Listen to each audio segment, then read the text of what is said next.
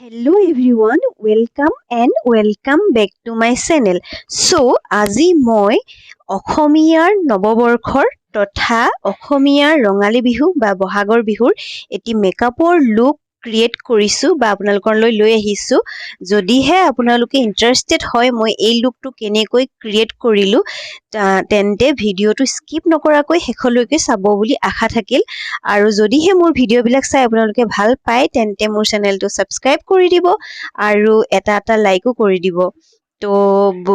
তেন্তে let's gate started. ভিডিঅ'টো start কৰোঁ। চবতকৈ প্ৰথমতে মই স্কিনটো প্ৰেপ কৰি লৈছোঁ যাতে মোৰ স্কিনটো হাইড্ৰেট হৈ থাকে।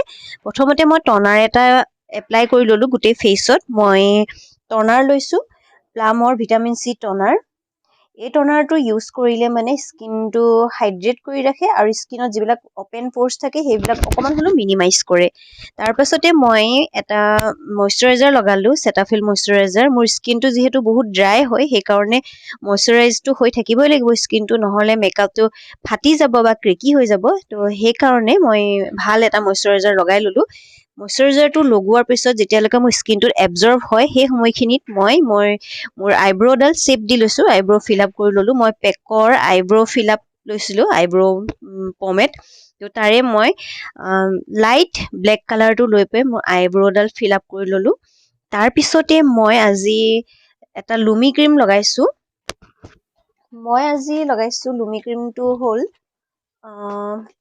এইটো NYB লুমি ক্ৰীম হয় বা ষ্ট্ৰব ক্ৰীম বুলিও কয়। এইটো লগাইছোঁ তাতে স্কিনটো যাতে মোৰ অলপ গ্ল' কৰি থাকে।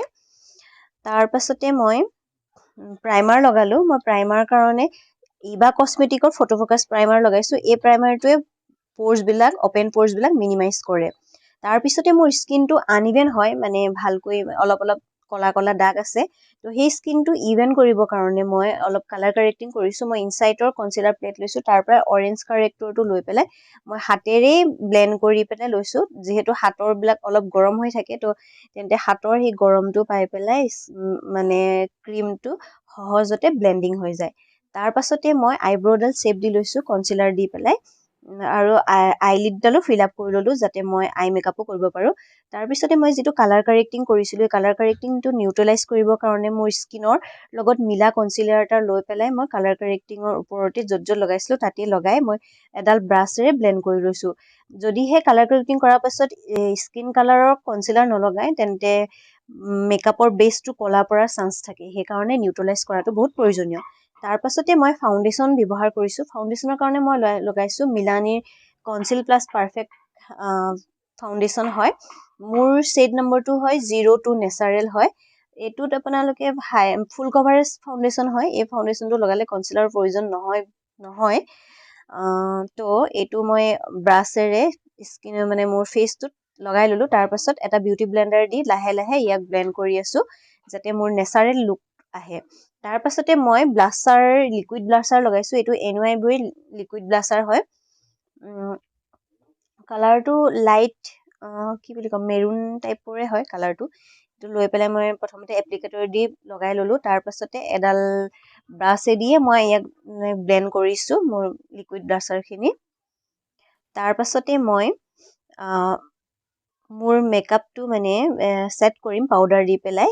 সেইকাৰণে মই ইনচাইট কছমেটিকৰ লুজ পাউডাৰ লগাইছোঁ।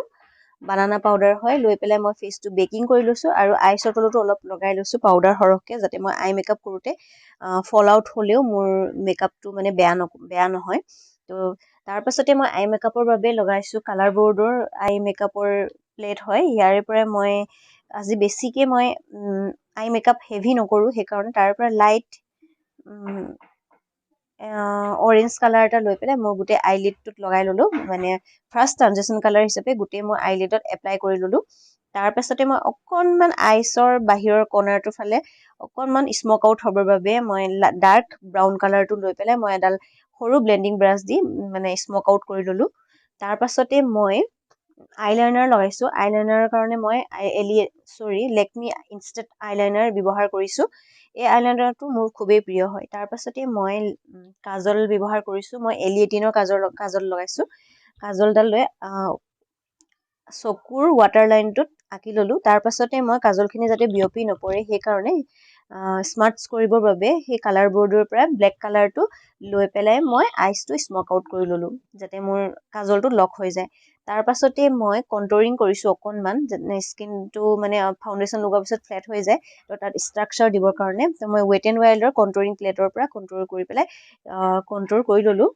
তাৰ পাছতে মই লিকুইড ব্লাছাৰটো ছেট কৰিবৰ বাবে পাউডাৰ ব্ৰাছাৰ ইউজ কৰিছোঁ। মই এইটো হৈছে চুইচ বিউটিৰ আই শ্বেডো আৰু ব্লাছৰ 2-in-1 প্লেট হয়, তাৰে মই ব্লাছাৰটো লৈ পেলাই মোৰ গালত ব্লাছ অন কৰি ল'লোঁ। ইয়াৰ পাছতে মই মেকআপটো ছেটিং স্প্ৰে দি পেলাই ছেট কৰিম, তো মেকআপটো ছেট কৰি লৈছোঁ। মই মেকআপ ছেটিং স্প্ৰে লগাইছোঁ, কালাৰ বাৰ হয়, সেইটো লগাই পেলাই মই মেকআপটো ছেট কৰি ল'লোঁ। তাৰ পাছতে মই হাইলাইটাৰ লগাইছোঁ। হাইলাইটাৰ কাৰণে মই সৌজোকা হাইলাইটাৰ লগাইছোঁ। এইটো সৌজোৰ বহুত ধুনীয়া হাইলাইটাৰ হয় আৰু বহুত পিগমেণ্টেডো হয়। তো মই এতিয়া 6ত মোৰ গালত লগাই ল'লোঁ। তাৰপিছত নাকত আৰু ওঠৰ ওপৰতো হাইলাইটাৰ এপ্লাই কৰি ল'লোঁ। তাৰ পাছতে মই লিপষ্টিক ব্যৱহাৰ কৰিম। লিপষ্টিকৰ কাৰণে মই লগাইছোঁ, এইটো মেবিলিনৰ হয়, লিপষ্টিক হয়, লিকুইড লিপষ্টিক। এইটো ধৰা আপোনালোকৰ লিপষ্টিকটো অলপ গ্ল'চি ইফেক্টটো দিয়ে, সেইকাৰণে মই ৰেড কালাৰ পিক কৰিছোঁ, যিহেতু মই বিহুৰ মেকআপ কৰিছোঁ ন, তো ৰেড কালাৰ এপ্লাই কৰি ল'লোঁ। আৰু এয়া মই বিন্দিও লগাই লৈছোঁ। তাৰপাছত মই আইলেছেছ এপ্লাই কৰিম। মই আইলেছেছ আঠা লগাই থৈছিলোঁ। আইলেছ মই অফ কেমেৰাতে ইউজ কৰিম। তো তাৰ পাছতে মই আইলেছ লগোৱাৰ পাছতেই আইলেছযোৰ মানে মোৰ নিজৰ আইলেছৰ লগত মিলিবৰ কাৰণে মই মাস্কাৰা ব্যৱহাৰ কৰিছোঁ। মই মাস্কাৰাটো লগাইছোঁ মেবিলিনৰ স্কাই হাই মাস্কাৰা লগাই লৈছোঁ। তো হৈ গ'ল মোৰ এই লুকটো কমপ্লিট। মই অফ কেমেৰাতে জুৱেলাৰীবিলাক পিন্ধি ল'লোঁ, তাৰপাছত ফুট চুট লগাই ল'লোঁ। তো কেনেকুৱা লাগিল মোৰ এই লুকটো জনাব। ভাল লাগিলে মোৰ ভিডিঅ'টোত এটা লাইক কৰি দিব আৰু মোৰ চেনেলটো ছাবস্ক্ৰাইব কৰি দিব। Thank U.